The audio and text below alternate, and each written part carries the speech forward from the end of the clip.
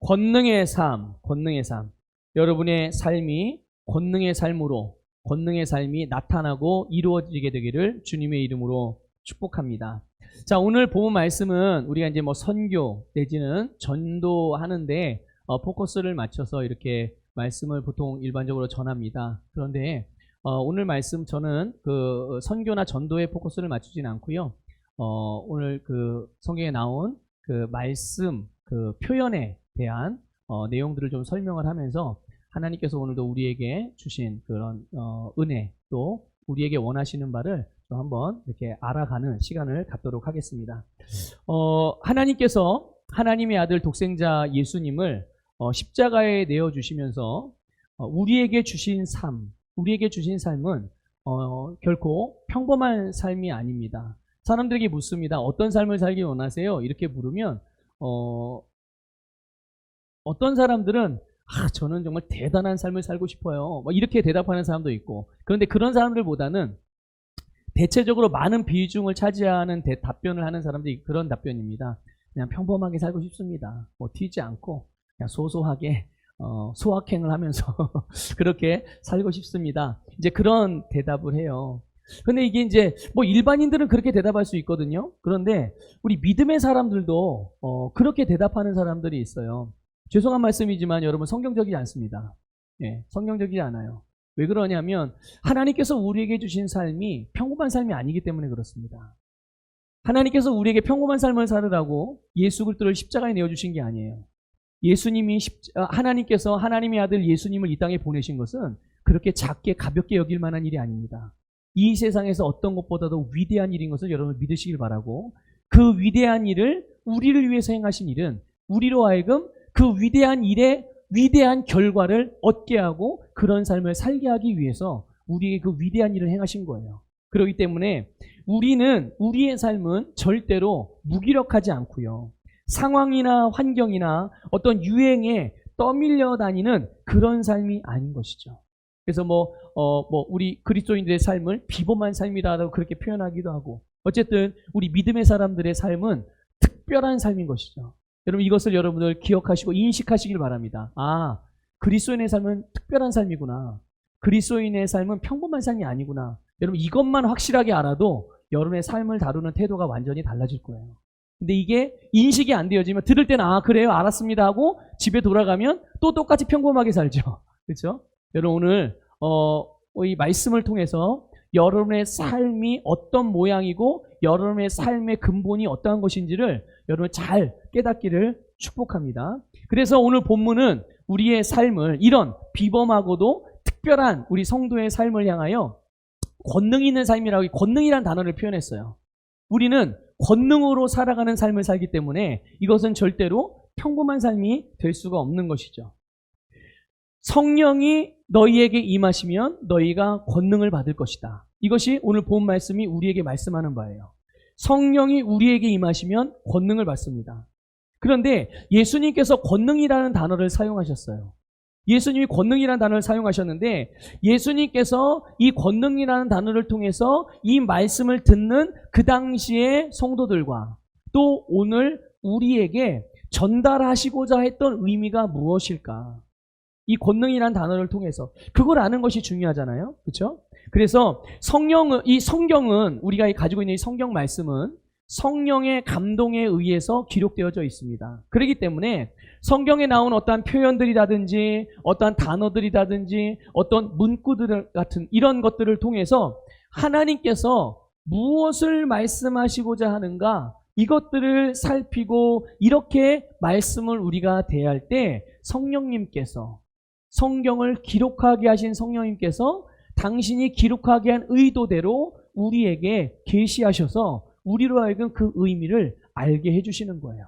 그러니까 여러분, 그러니까 우리 항상 말씀을 들을 때든지 아니면 말씀을 읽을 때든지 말씀을 배울 때든지 어느 때든지 여러분 말씀 앞에서 항상 그 말씀을 기록하게 하시며 말씀을 나에게 주시는 성령님께서 이 말씀을 나에게 어떤 의미로 주시는지를 항상 살피는 마음으로 말씀을 대하기를 바랍니다.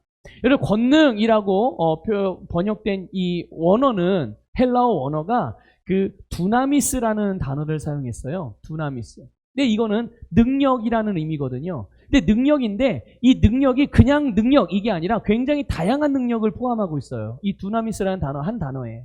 이게 뭐냐 하면 변화를 일으키는 능력이라는 의미를 담고 있습니다. 그러니까 성령이 너희에게 임하시면, 다른 말로 표현하면 너희가 성령을 받으면 어떤 능력을 우리가 얻게 되는 거예요? 삶을 변화를 일으키는 능력이 우리에게 임한다라는 거예요. 그러니까 성령이 임하면 자동적으로 뭐가 따라오는 거예요? 변화시키는 능력이 우리에게 같이 함께 오는 것이죠. 또 기적을 일으키는 능력이라는 의미가 있어요. 우리로 하여금 초자연적인 그런 삶을 살아갈 수 있는 기적을 일으키는 능력. 그러니까 우리가 성령을 받으면 기적을 일으키는 능력을 받게 된다는 것이고요. 그리고 이 두나미스라는 단어에는 또 다른 의미가 있는데 뭐냐면 탁월한 능력이라는 의미가 있어요. 여러분 탁월한이란 뜻이 무엇입니까? 두드러지거나 뛰어나게 앞서는 능력이거든요. 그 능력이 바로 성령을 받으면 성령 받는 자에게 함께 임한다고 말씀하는 거죠. 그러니까 또 두나미스가 담고 있는 또 하나의 능력의 의미는 뭐냐면 내 스스로 갖고 있는 모든 한계를 극복하는 능력이, 한계가 없는 게 아니라 한계가 있지만 그 한계를 극복해내는 능력, 이것이 이 두나미스에 담겨있는 의미예요. 그러니까 이 두나미스라는 단어에 담겨있는 능력이, 이 권능이 바로 성령을 받는 자에게 임한다라고 예수님께서 말씀하시는 거죠. 그래서 이 권능이, 이 능력이 우리를 행동하게 하고 우리에게 변화를 일으키고 우리를 탁월하게 만들고 우리가 정말 다른 그 누구보다도 뛰어나게 하는, 언제요? 언제? 성령이 우리에게 임할 때, 내가 성령을 받을 때, 성령을 받았을 때 이 능력도 우리에게 함께 온다라고 주님께서 말씀하시는 거예요. 그렇기 때문에 예수님께서는요, 우리에게 이 능력의 삶을 주셨고 우리가 이 능력의 삶으로 살아갈 수 있다라는 것을 오늘 본문 말씀이 우리에게 가르쳐주고 있는 거예요. 그렇다면 우리는 이 세상에서, 또 이 세상의 시스템에서, 이 우리의 주변이나 상황에서 여러 가지 일들이 일어나는 것들을 보고 경험하고 있는데 그런 것들에 의한 희생자가 절대로 될 수 없다는 것을 말씀하는 거예요. 여러분 이것을 잘 깨달으시기를 바랍니다.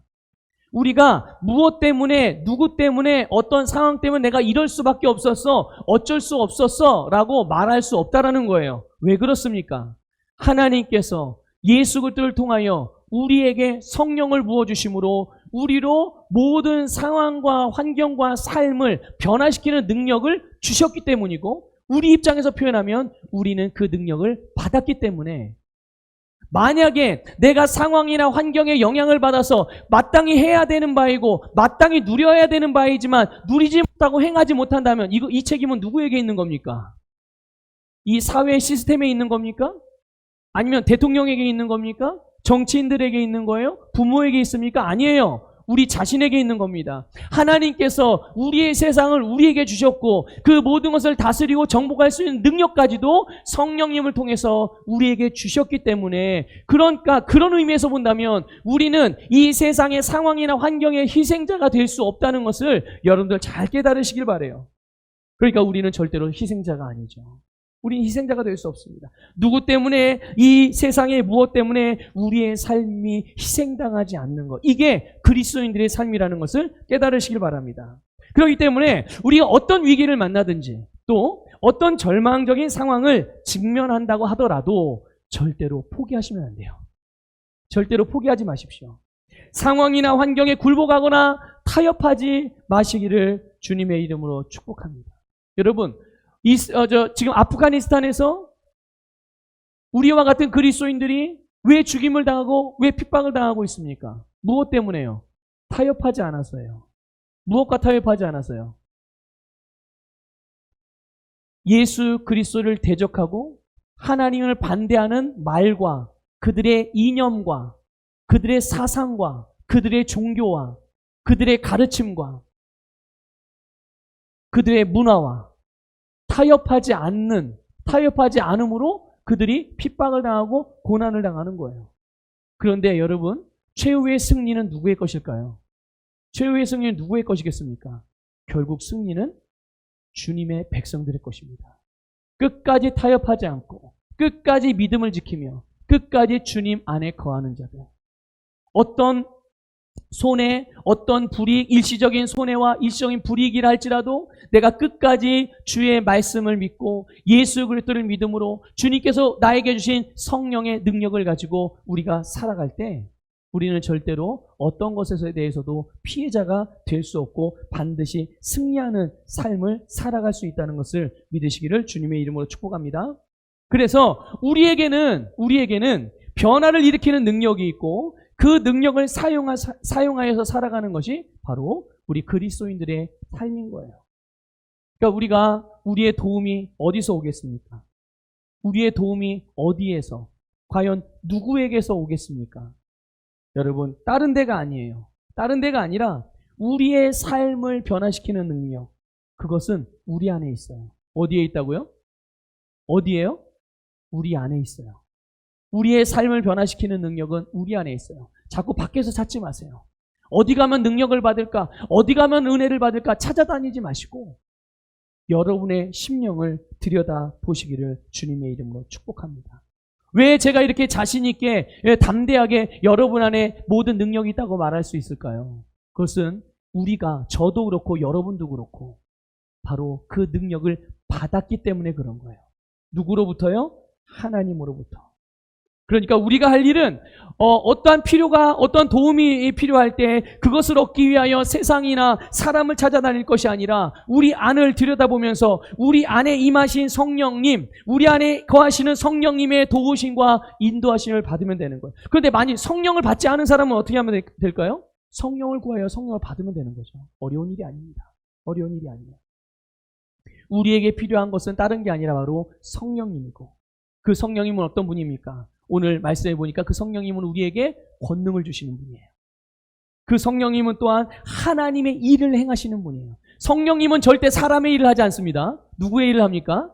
성령의 일을 하세요. 그렇기 때문에 하나님께서 어떤 일을 계획하시면 그 일을 이루시는 분은 누구예요? 하나님의 영이 성령님이 이루시는 거예요. 성령님이 이루십니다. 그러니까 이 하나님의 일을 행하시는 성령님이 우리 안에 거하시면, 내 안에 거하시는 성령님은 누구의 일을 하겠습니까? 나의 일을 하겠습니까? 하나님의 일을 하겠습니까? 내 안에서 하나님의 일을 함으로 나로 하여금 누구의 일을 하게 만들어주시는 거예요? 하나님의 일. 여러분, 하나님께서 하시는 일을 생각해 보세요. 성경에 나타난 하나님께서 행하신 일들을 한번 생각해 보세요. 여러분이 아는 것 다. 천지를 창조하시고 모든 원수를 물리치시고 모든 것의 왕 되시며 정복하시며 주인이 되시며 다스리시며 주관하시며, 그렇죠? 그런데 그 일을 바로 우리 안에 계신 성령님이 나를 통하여 일하신다는 것을 믿으시기를 주님의 이름으로 축복합니다. 그래서 우리는 성령님과 함께함으로 우리는 이 땅에서 초자연적인 능력의 삶을 살아갈 수가 있는 것이죠. 한번 여쭤볼게요. 이런 인생이 평범한 인생입니까? 이런 인생이 평범할 수가 있어요? 네, 평범할 수 없어요. 그래서 여러분, 우리가 나이가 많든 적든 남자든 여자든 도시에 사나 시골에 사나 그런 것과 상관없이 오늘 예수를 믿고 성령을 받은 우리 자신은 절대로 평범한 인생이 아니라 아주 특별하고도 독특하면서도 능력 있는 삶을 살아가는 자임을 믿습니다. 여러분, 예수님이요, 이 땅에 그냥 오신 게 아니에요. 하나님의 모습으로 오신 게 아니에요. 여러분 잘 알듯이 예수님은 인간의 모습으로 오셨어요. 육신의 몸을, 하나님이심에도 불구하고 신이심에도 불구하고 인간의 몸을 입고 이 땅에 오셨어요. 그렇기 때문에 예수님도 인간의 몸을 입고 오셔서 성령을 받으셨다는 것을 아십니까, 여러분? 예수님이 그냥 능력을 행하신 게 아니에요. 예수님이 그 능력 있는, 오늘 표현대로 이 두나미스의 삶, 권능의 삶, 능력의 삶을 살아가기 위해서 성령을 먼저 받으시고 성령 받으신 이후에 초자연적인 권능의 삶을 살아가셨어요. 그게 어디에 나옵니까?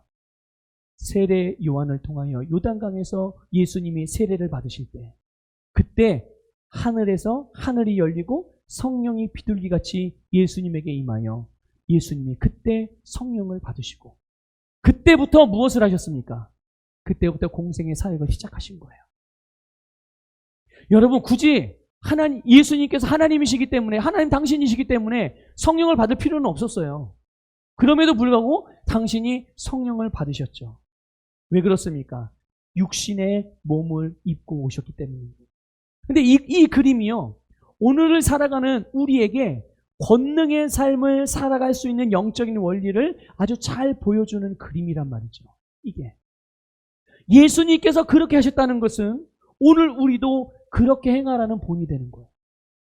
예수님께서 육신의 몸을 입고 오셔가지고 그냥 덮어놓고서 능력을 행하신 게 아니라 예수님도 성령의 충만함을 받으시고 그 이후에 권능을 나타내셨어요.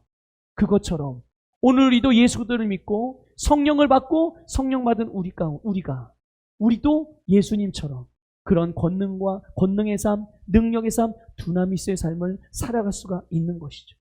성령의 충만함을 통하여 우리도 이런 삶을 누릴 수가 있는 줄 믿으시기를 축복합니다. 그래서 성령이 임하시면 우리가 권능을 받습니다. 여러분 여쭤볼게요. 성령 받으셨습니까? 성령 받으셨습니까? 네. 그런데 이거를 이렇게 물어보면 아멘 하거든요. 그런데 내가 직장에 가면 잊어버려요. 내 사업장에 가면 잊어버려요. 집에 돌아가면 잊어버려요. 밥 먹을 때도 잊어버리고 자꾸만 잊어버려요. 여러분 잊지 마십시오. 내가 성령을 받았어요. 우리가 성령을 받았어요. 이런 거 있잖아요. 저도 가끔 나이도 젊은데 그런 일이 있어요. 이 핸드폰을 들고서요. 핸드폰 어디든지 찾아요. 여러분 그런 경험 해보셨습니까? TV 리모컨 들고서 리모컨 어디든지 찾는, 저는 가끔 그런 경험을 해요. 얼마나 어리석은 일이고요. 얼마나 허탈한 일입니까? 그렇죠? 네. 제가 TV를 시청하기 위해서는 뭐가 필요합니까? 리모컨이 필요하거든요. 근데 리모컨을 내가 가지고 있는데 내가 가지고 있는 것을 인지를 못해요. 인식을 못하고 있는 거예요. 나는 TV를 보고 싶어요. 근데 내가 갖고 있음에도 불구하고 갖고 있는 줄 모르고 어디가 자꾸 텔레비전을 TV를 켜야 되는 그 도구를 자꾸만 찾고 다니는 거죠. 내가 원하는 것을 얻기 위한 도구를 자꾸만 찾고 있는 거예요. 근데 그게 어디 있다고요? 내 손에 있거든요. 근데 옆에서 누가 가르쳐주죠. 제 아내가 가르쳐주든지 자녀가 가르쳐주든지 아빠 손에 있잖아요. 아내가 여보 당신 손에 있잖아요. 그러네. 아이고 내가 이걸 내 손에 들고 있대. 찾았네. 참 이거 내가 갖고 있는 걸 발견하면 얼마나 참 한심합니까? 그렇죠? 그럼 어떻게 해요? 그때서야 비로소 내가 원하는 프로그램을 시청하기 위해서 리모컨을 눌러 TV를 켜고 채널을 돌리죠. 이런 일이 성도들 안에서 비일비재하게 일어나는 거예요. 성령님은 내 안에 있는데 이 권능을 내가 가지고 있는데 어떠한 내 삶에서 장애물을 만났을 때 이것을 무너뜨리고 뛰어넘을 수 있는 그런 능력을 내가 가지고 있는데 가지고 있는 것을 알지 못하니까 이것을 가지고 있어도 사용을 못하고, 그렇죠? 사용을 못하니까 잠깐만 여기저기서 물고 다니는 거예요. 어떻게 하면 되죠? 어디 가면 도움을 얻을 수 있죠? 아니에요, 여러분. 오늘 그것을 여러분에게 가르쳐주는 거예요.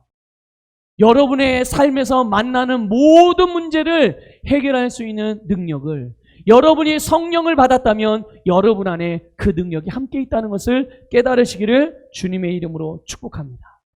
그래서 여러분은 성령의 도움으로 권능의 삶을 살아갈 수가 있는 자죠.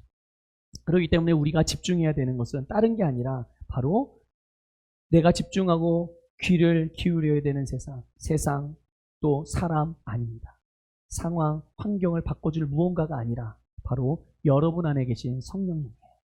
여러분 안에 계신 성령님께 집중하시기를 주님의 이름으로 축복합니다. 근데 만약에 아직 혹시라도 성령을 받지 않으신 분, 여러분 성령을 받았는지 안 받았는지는 어떻게 알죠? 성령은 어떻게 받습니까?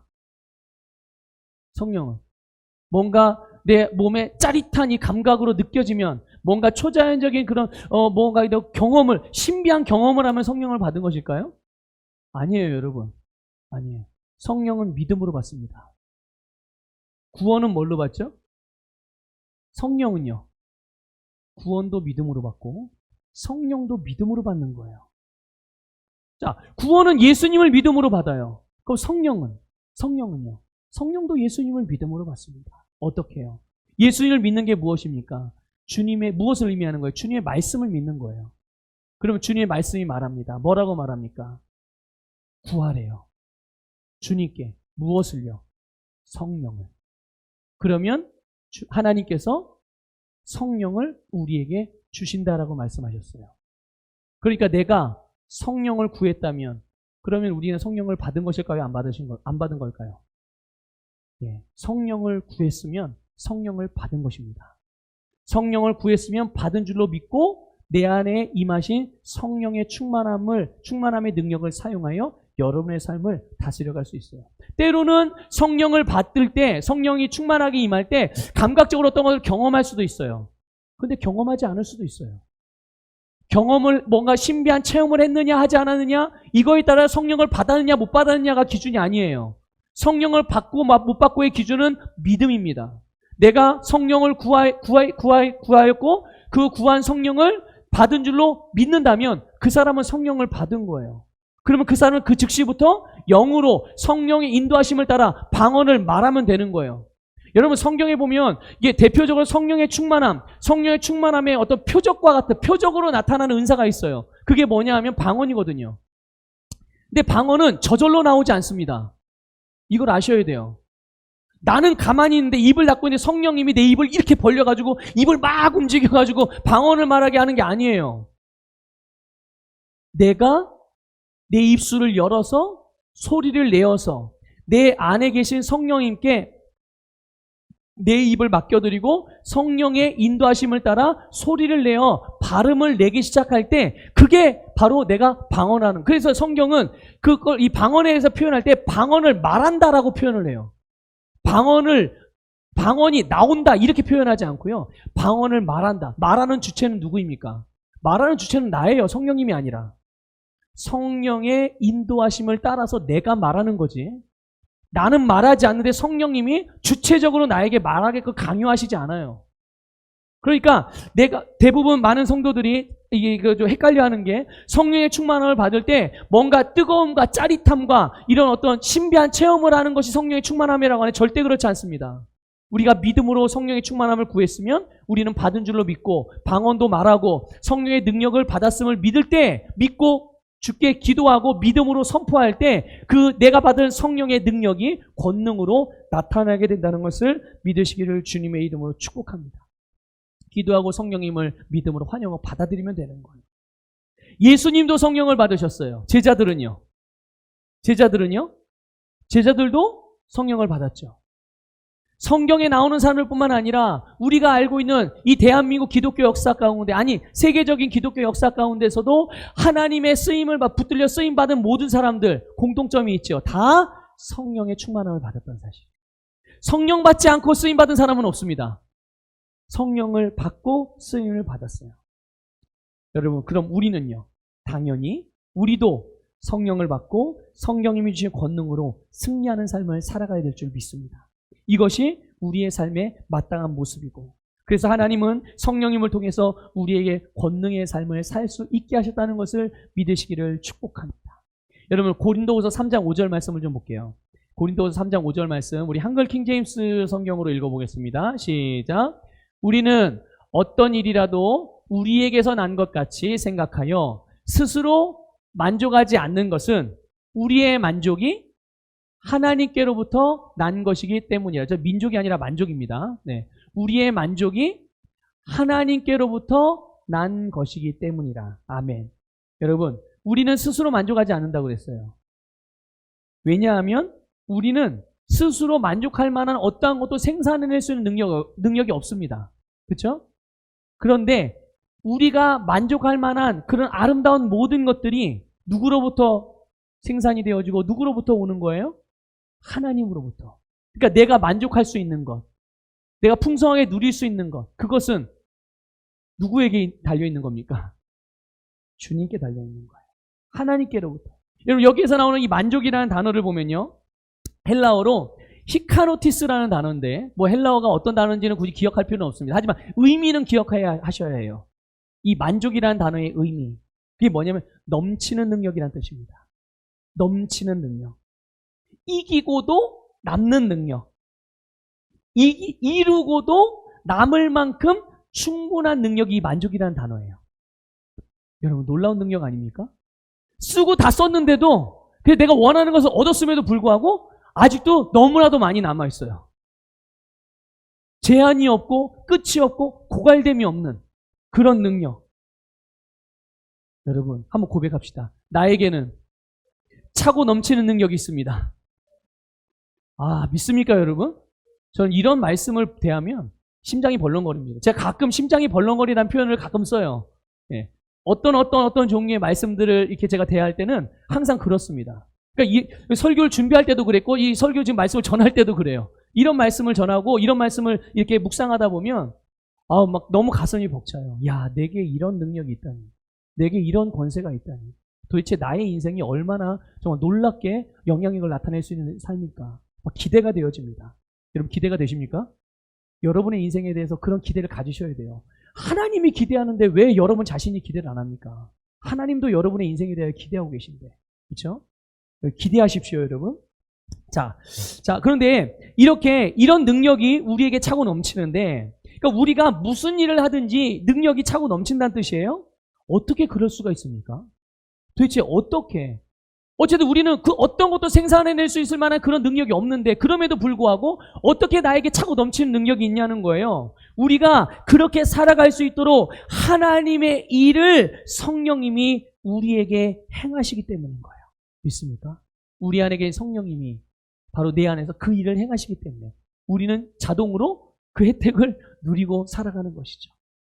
여러분 어떤 상황이든 어떤 위기든 어떤 한계든 우리가 직면한 일이 무엇이든 간에 우리에게는 그것들을 이기고 해결하고 성취하고도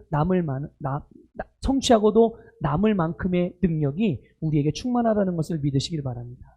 이게 바로 우리의 만족이 오직 하나님께로부터 난다는 의미예요.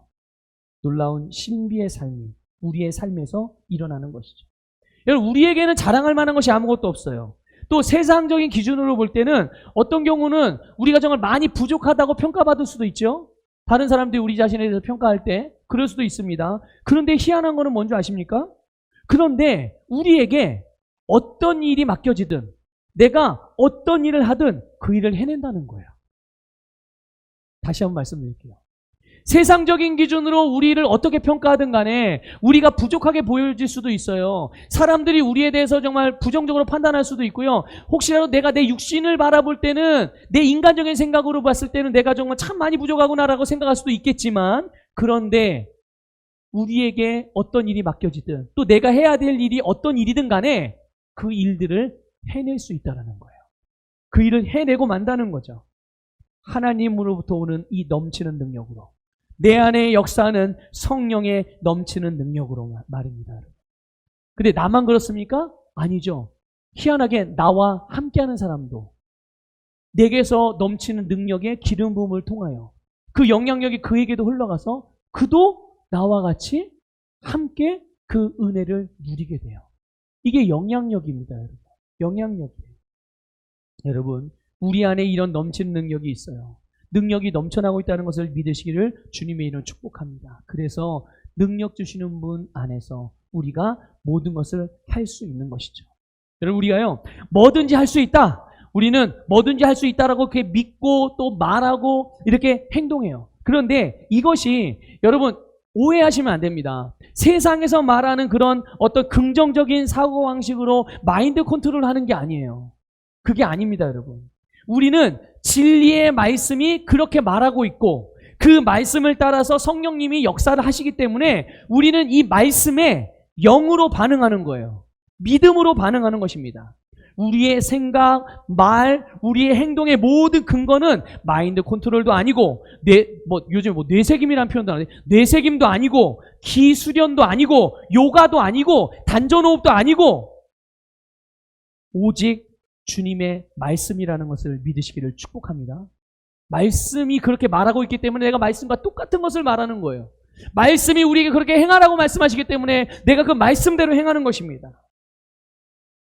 여러분 삶에서 우리가 일어나는 여러 가지 일들을 경험하는데 그런 일들 가운데 우리가 어떻게 느끼든지 상관없어요. 내가 할 수 없다라고, 나의 한계라고, 나의 부족함이라고 생각이 들 수도 있죠. 어떤 자격을 갖추지 못했다고 그렇게 느낄 수도 있어요. 그러나 그럼에도 불구하고 우리가 반드시 기억해야 되는 것은, 기억해야 되는 진리가 있습니다. 그게 무엇입니까? 바로 내가 성령을 받았다는 사실이에요. 자, 다시 한번 고백합시다. 나는 성령을 받았습니다. 네, 여러분 성령 언제 받으셨습니까? 내가 예수님을 믿을 때도 받았고, 성령을 구했을 때도 받았고, 우리는 지금도 성령을 받고 있어요. 우리는 지속적으로 성령의 공급을 받으면서 성령의 충만함으로 우리의 매 순간순간의 삶을 살아가고 있음을 믿으시기를 축복합니다. 그래서 내 안에서 내 모든 것을 가능하게 하고 변화시키는 능력이 넘치게 하시는 이 성령님이 우리와 함께 계심을 기억하고, 그런 여러분을 매일매일 고백하시길 바랍니다. 우리에게 이 권능의 삶을 살게 하시는 성령의 도우심을 받는데 더 효과적일 수 있는 방법을 한 가지만 말씀을 드리고 말씀을 마무리하겠습니다. 그게 뭐냐면 바로 고백이에요. 고백. 여러분, 이 고백은 우리 믿음의 사람들이 사용해야 되는 영적인 언어입니다. 믿음의 사람들이 사용해야 되는 영적인 언어. 우리 마태복음 12장 37절 말씀 볼게요. 같이 읽겠습니다. 시작. 내 말로 의롭다함을 받고 내 말로 정죄함을 받으리라. 자, 보세요. 어떤 말로는 의롭다함을 받지만 어떤 말로는 정죄함을 받는다고 말씀하고 있습니다. 여러분, 믿는 자가 사용해야 되는 영적인 언어가 무엇일까요? 당연히 의인의 언어여야 합니다. 의인의 언어.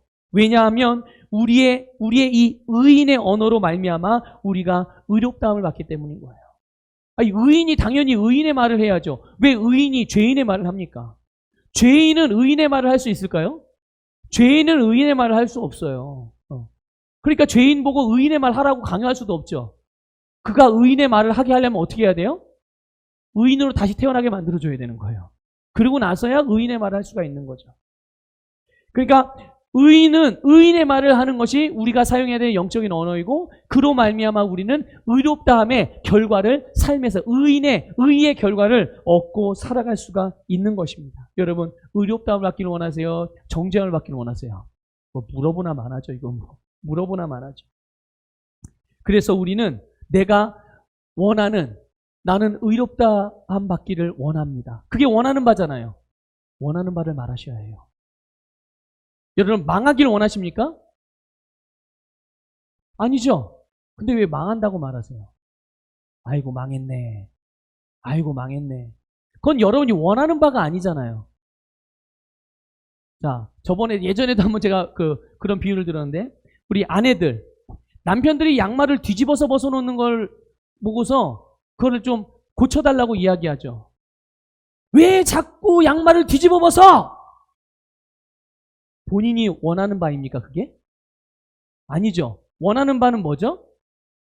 양말을 바로 벗어주는 게 원하는 바예요. 그러면 원하는 바를 말해야죠.